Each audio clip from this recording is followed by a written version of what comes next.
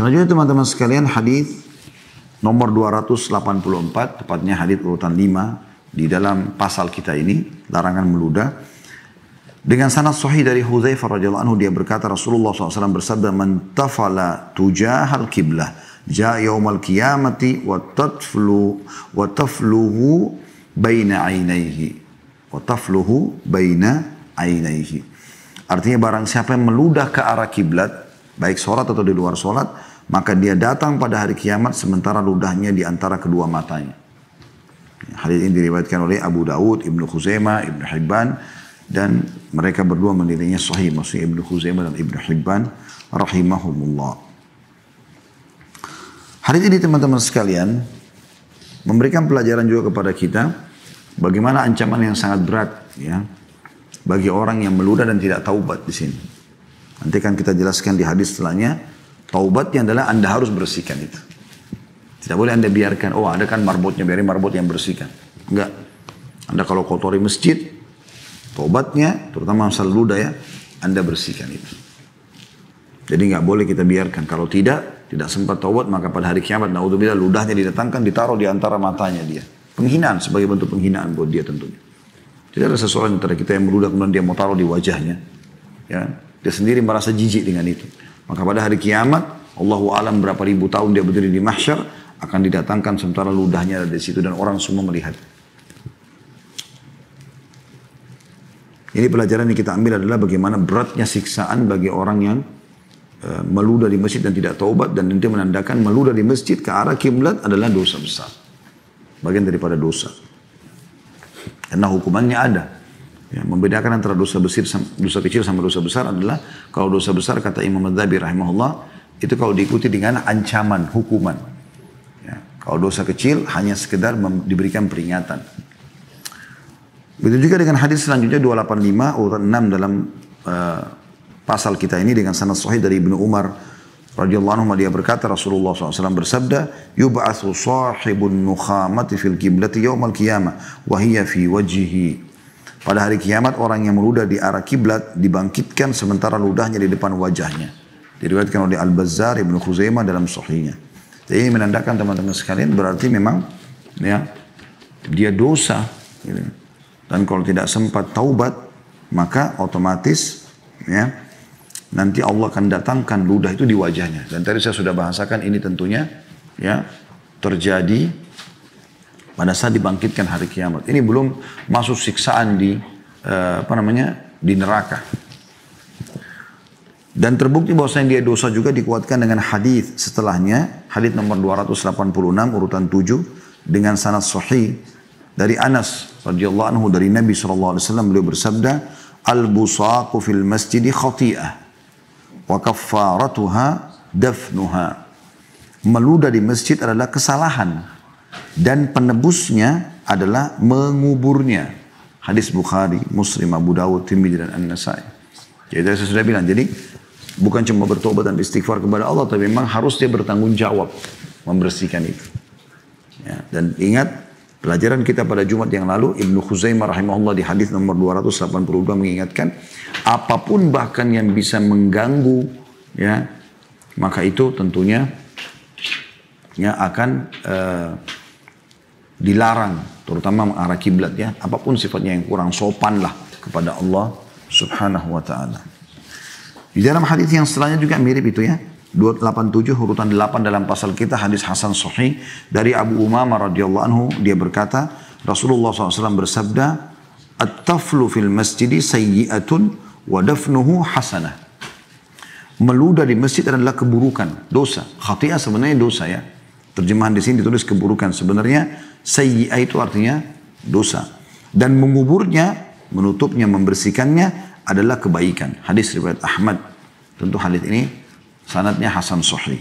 Jadi hadis ini kita lihat bagaimana ya dari hadis-hadis yang sudah kita bacakan ini, bagaimana memang meludah di masjid itu terutama di arah kiblat ya. Masuk dalamnya juga ke arah sebelah kanan baik sholat atau terutama dalam sholat ya, atau di luar sholat pun meludah ke arah kiblat, maka itu dosa ya, kecuali dia memang membersihkannya. Itu dia itu dosa dan dia harus membersihkannya. Hadis selanjutnya 288 urutan 9 sahih di ghairihi, ini saya langsung baca karena agak mirip satu sama yang lain ya. Dari Abu Sahal As-Sa'ib bin Khallad radhiyallahu anhu sahabat Nabi SAW, anna rajulan amma qauman fabasaqa fil qiblah wa Rasulullah SAW yanzur faqala Rasulullah SAW hina faraq la yusalli lakum hadha fa arada ba'da dhalika an yusalli lahum famana'uhu wa akhbaruhu biqauli Rasulillah sallallahu alaihi wasallam fa dhukira dhalika li Rasulillah sallallahu alaihi wasallam faqala na'am wa hasibtu annahu qala innaka adaita Allah wa rasulah. Bahwa seorang laki-laki sempat menjadi imam bagi satu kaum. Kaum ini biasanya 3 orang lebih ya. Lalu suatu kali dia meludah ke arah kiblat. Satu kali dia meludah ke arah kiblat. Sedangkan Rasulullah SAW melihatnya. Maka ketika selesai, maksudnya selesai sholat, Rasulullah SAW bersabda, orang ini jangan sampai sholat menjadi imam lagi untuk kalian. Setelah itu orang tersebut hendak menjadi imam bagi mereka, tetapi mereka menolaknya dan menyampaikan sabda Rasulullah SAW kepadanya. Lalu hal itu diceritakan kepada Rasulullah SAW, beliau bersabda, iya, dan menurut beliau, sesungguhnya kamu telah menyakiti Allah dan Rasulnya. Hadis ini riwayat Abu Dawud dan juga Ibnu Hibban. Teman-teman sekalian, hadis ini memberikan pelajaran kepada kita tentang masalah besarnya dosa orang yang sengaja meludah ke arah kiblat. Ya. Baik dalam sholat, ya, terutama dalam sholat ya. Kalau di luar sholat tentu dalam masjid. Ya. Karena ada hubungannya juga dengan masjid ya. Jadi kalau seakan-akan ada makna di sini, kalau di luar masjid, ya, tetap jaga adabnya ke sebelah kiri. Tapi kalau anda misalnya tidak tahu arah kiblat di mana, lalu anda meludah dan anda menggunakan wadah, mungkin masih berbeda. Tapi dalam masjid dan di luar, dalam sholat ini luar biasa ancamannya. Ya. Sampai terjadi dalam hadits ini adalah pelajaran yang bisa kita ambil, bahwasanya ada seseorang yang sempat mengimami satu kaum.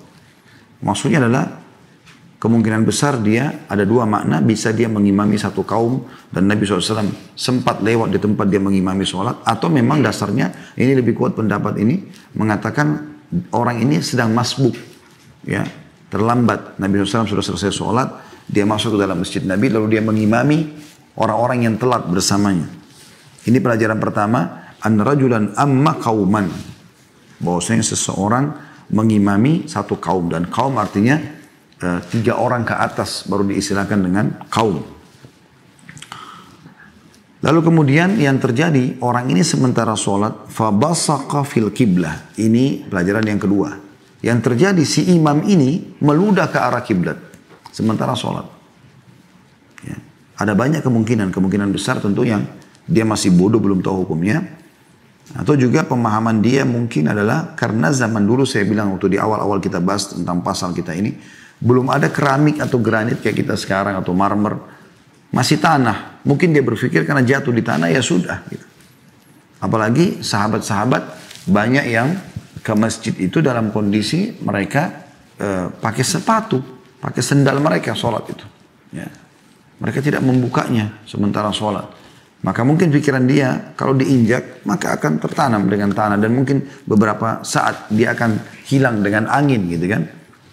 Jadi dia seperti menganggap begitu. Bisa karena kebodohannya atau memang karena masalah ini ya tadi yang saya katakan. Potongan ketiga, Rasulullah SAW yanzur, dan Nabi SAW melihatnya. Nah ini tadi pendapat sebagian ulama yang mengatakan terbukti berarti dia masbuk. Dan Nabi SAW melihat gitu. Nabi SAW melihatnya. Jadi di masjid Nabi terjadi ini. Pelajaran keempat, faqala Rasulullah SAW hina faraq. Dan Nabi SAW atau Rasulullah SAW bersabda setelah ia selesai, maksudnya selesai menjadi imam. Karena sementara sholat gak mungkin ditegur. Setelah sholat Nabi SAW berkata ya, kepada orang-orang yang pada saat itu sholat bersamanya.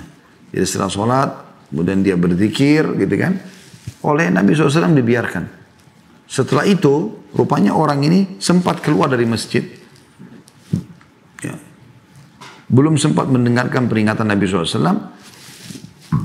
Yang tersisa adalah orang yang sholat bersamanya. Tapi pelajarannya sini adalah Nabi SAW menegur mereka setelah selesai sholat. Potongan yang selanjutnya, yang keempat ya. La yusalli. Maaf, ini potongan kelima. La yusalli lakum hadha Fa'arada ba'da dhalika an yusalliya lahum famana'uhu. Wa akhbaruhu biqauli Rasulillahi sallallahu alaihi wasallam. Maka Nabi SAW bilang kepada makmumnya yang tersisa tadi yang masbuk bersama dia, karena orang ini sudah keluar dari masjid, jangan lagi orang ini mengimami kalian. Satu waktu kalau kalian masbuk pun, atau sholat di mana satu tempat pun, jangan sampai dia imami lagi kalian. Maka terjadi suatu waktu, mereka masbuk lagi, dan orang ini mau mengimami mereka. Maka dilarang oleh kaumnya, oleh orang yang sedang masbuk. Jangan lagi kau jadi imam buat kami. Lalu dia bertanya, kenapa? Apa salahnya?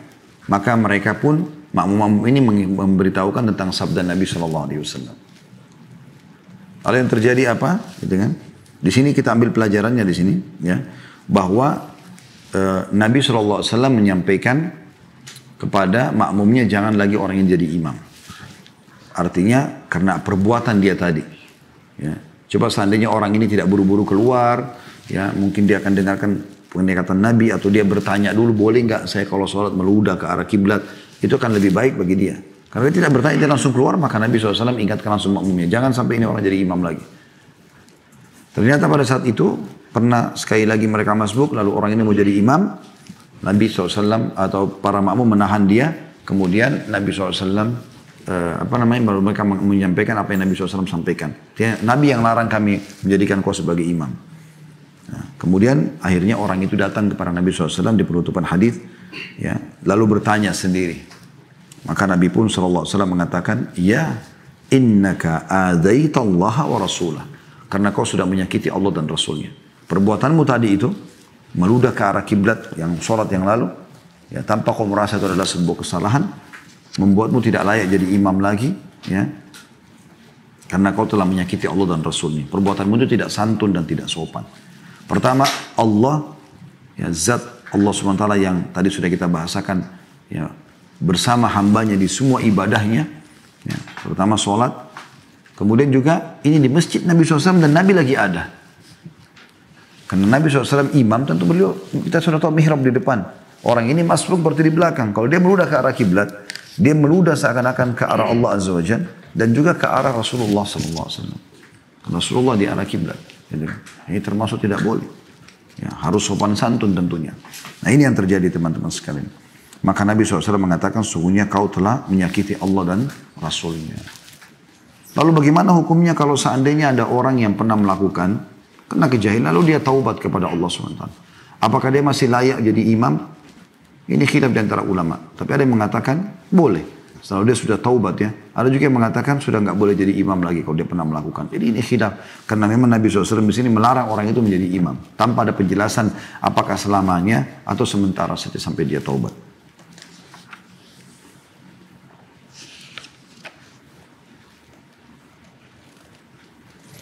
Kita masuk selanjutnya teman-teman sekalian. Dan kita akan tutup dengan ini tentunya. Yaitu hadis nomor 289. Dan ini urutan 10. Hasan Sahih dari Abdullah bin Umar radhiyallahu anhu. Beliau berkata, amal Rasulullah SAW rajulan yusalli bin nasi dhuhr. Fatafala fil kiblati wa huwa yusalli lin nas. Falamma kana salatul asr arsala ila akhar fa ashfaqa ar-rajul al-awwal faja'a ila an-nabi sallallahu alaihi wasallam faqala ya Rasulullah a unzila fi shay' qala la walakinnaka tafalta baina yadayk wa anta qa'imun ta'ummun nas fa'adzaita Allah wal malaikah. Artinya Rasulullah SAW memerintahkan seseorang laki-laki agar menjadi imam pada saat sholat duhur. Pada waktu dia sholat mengimami orang-orang, dia meludah ke arah kiblat. Ketika sholat asar, beliau SAW memerintahkan orang lain. Maka laki-laki tersebut merasakan ada sesuatu. Kenapa kok tiba-tiba dia sudah tidak boleh jadi imam lagi? Lalu dia datang kepada Nabi SAW dan bertanya, ya Rasulullah, apakah ada sesuatu yang diturunkan tentangku? Ada wahyu nggak yang turun menegurku gitu? Maka Rasulullah SAW mengatakan tidak. Akan tetapi kau telah meludah di depanmu sedangkan kau berdiri mengimami orang-orang. Maka kau telah menyakiti Allah dan para malaikat. Hadis riwayatkan At-Tabarani dalam Mu'jamul Kabir dengan sanad baik atau jayyid. Namun disebutkan oleh Albani rahimahullah dengan sanad hasan sahih. Hadis ini teman-teman penutupan dari bahasan kita masalah meludah di masjid, ya, larangan meludah di masjid dan ke arah kiblat. Dan mulai hadis 290 itu sampai ke hadis yang terakhir 296. Di dalam pasal kita ini membahas tentang larangan mengiklankan barang hilang di masjid. Ya. Itu akan kita bahas pertemuan akan datang insya Allah. Di sini teman-teman sekalian kita ambil pelajaran dari hadis yang terakhir ini, hadis urutan 10. Dikatakan amara, potongan pertama, amara Rasulullah SAW rajulan yusalli bin nasi az-zuhr. Rasulullah SAW menyuruh seseorang mengimami sholat duhur. Ya. Di sini yang paling dekat maknanya, kata sebagian ulama adalah Rasulullah SAW menyuruh dia mengimami sholat duhur, ya, di kaumnya. Karena Nabi SAW seringkali menunjuk, ya, beberapa sahabat untuk mengimam atau menjadi imam di kaumnya. Karena kalau di masjid beliau tidak akan pernah digantikan jadi imam selama beliau masih ada dan sehat. Kalau beliau musafir, barulah digantikan oleh yang beliau tunjuk sallallahu alaihi wasallam. Ataupun beliau sakit, lalu juga digantikan oleh orang yang menggantinya. Atau yang ditunjuk oleh beliau sallallahu alaihi wasallam. Jadi misalnya Nabi SAW kalau lagi safar, seringkali beliau tunjuk siapa penggantinya di Madinah, gitu kan. Pernah beliau tunjuk Abdullah bin Maktum, beliau pernah menunjuk Ali bin Abi Thalib. Beberapa sahabat pernah ditunjuk menjadi pengganti beliau di Madinah pada saat Nabi SAW sedang keluar berperang atau musafir. Nah itu menjadi imam di masjid beliau. Atau beliau lagi sakit, seperti beliau sakit keras di akhir hidup beliau SAW. Maka beliau memerintahkan kepada Aisyah berkata, Mur Abu Bakar falyusalli bin nas. Ya, perintahkan Abu Bakar agar mengimami orang sholat. Jadi beliau sebutkan, dan tidak boleh diganti oleh orang lain kecuali yang Rasulullah SAW tunjuk. Ya. Makanya waktu orang-orang cari Abu Bakar tidak ditemukan, maka mereka lihat ada Umar, lalu disuruhlah Umar bin Khattab yang menjadi imam. Sementara Abu Bakar jauh di kebunnya, baru mau dipanggil gitu ya. Dan waktu sholat sudah masuk, maka Umar pun menjadi imam. Begitu Nabi SAW dengarkan suara imam, suara Umar, maka beliau marah sambil mengatakan, Ya Allahu wa Rasuluh illa an yakuna Abu Bakar. Allah dan Rasulnya menolak siapapun yang jadi imam kecuali Abu Bakar yang sudah ditunjuk seperti itulah. Jadi di sini dari apa yang kita sampaikan tadi menandakan ini bukan di masjid Nabi SAW, tapi ini adalah orang ini ditunjuk jadi imam di kaumnya. Seperti Mu'adz bin Jabal radhiyallahu anhu ditunjuk oleh Nabi SAW, diizinkan jadi imam di kaumnya. Maka beliau sholat bersama Nabi SAW, kemudian beliau mengimami kaumnya. Seperti itu maknanya. Pada saat sholat duhur di sini atau dimulai pada waktu duhur. Potongan kedua. Pada waktu dia sedang sholat, mengimami orang-orang, dia meludah ke kiblat. Jadi yang meludah siapa? Imamnya.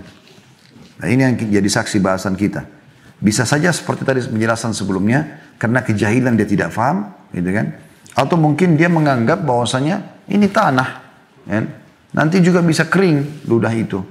Atau bisa dibersihkan nanti, ya, seperti itulah. Padahal sebenarnya sikap meludah dalam masjid, apalagi ke arah kiblat, apalagi lagi sholat, makanya adalah bagian daripada dosa besar sebagaimana sudah kita jelaskan tadi. Ya, ada ancamannya. Ludahnya akan ada di antara dua matanya. Seperti itulah. Kemudian potongan yang ketiga. Ketika sholat asar. Beliau memerintahkan orang lain. Maka orang tersebut merasa ada sesuatu. Jadi ketika tiba waktu asar.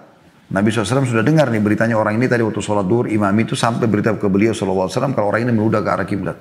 Maka Nabi SAW tunjuk imam lain. Padahal biasanya ya salah satu yang Nabi SAW sering lakukan. Kalau sudah menunjuk satu imam maka itu aja jadi imamnya. Sampai beliau nanti ya memberikan instruksi yang lain. Orang ini baru sekali jadi imam duhur. Asar sudah nggak boleh jadi imam. Maka dia pun datang kepada Nabi SAW. Lalu bertanya. Ya Rasulullah, apakah ada sesuatu yang diturunkan tentangku? Ada ayat Al-Quran nggak turun yang menegur saya? Kenapa kok saya diganti? Disuruh, maksudnya pergantian saya nggak boleh jadi imam lagi. Maka pelajaran terakhir yang kita ambil, ya, yang keempat di sini ya. Kalau saya tidak salah tadi sudah urutan yang keempat, yaitu Rasulullah SAW bersabda, tidak, akan tapi kamu telah meludah di depanmu, sedangkan kau berdiri mengimami orang-orang, maka kau telah menyakiti Allah dan para malaikat. Nah, perhatikan teman-teman di sini bedanya antara lafaz hadis ini, ya 289 dengan 288 sebelumnya. Kalau tadi 288 Nabi SAW mengatakan karena kau telah menyakiti Allah dan Rasulnya. Kenapa? Karena orang di hadis nomor 288 itu sedang sholat di masjid Nabi SAW. Dan dia masbuk. Maka kalau dia meludah ke arah kiblatnya, dia meludah menghadap Allah dan menghadap Rasulullah SAW yang sedang duduk berzikir di situ. Di sini, di hadis ini, dikatakan penutupannya, karena kau telah menyakiti Allah dan para malaikat. Gitu kan? Karena di sini Rasulullah SAW tidak hadir di masjid dia. Maka yang dibahasakan Nabi SAW adalah menyakiti Allah dan para malaikat. Ya, Allahu a'lam. Jadi kita simpulkan apa yang kita pelajari pada hari ini teman-teman sekalian tentang tidak bolehnya seseorang sengaja meludah di masjid, terutama ke arah kiblat, ya. Dan kalau dia darurat sekali mau meludah, maka sebaiknya dia meludah ke arah sebelah kirinya dan juga menggunakan wadah.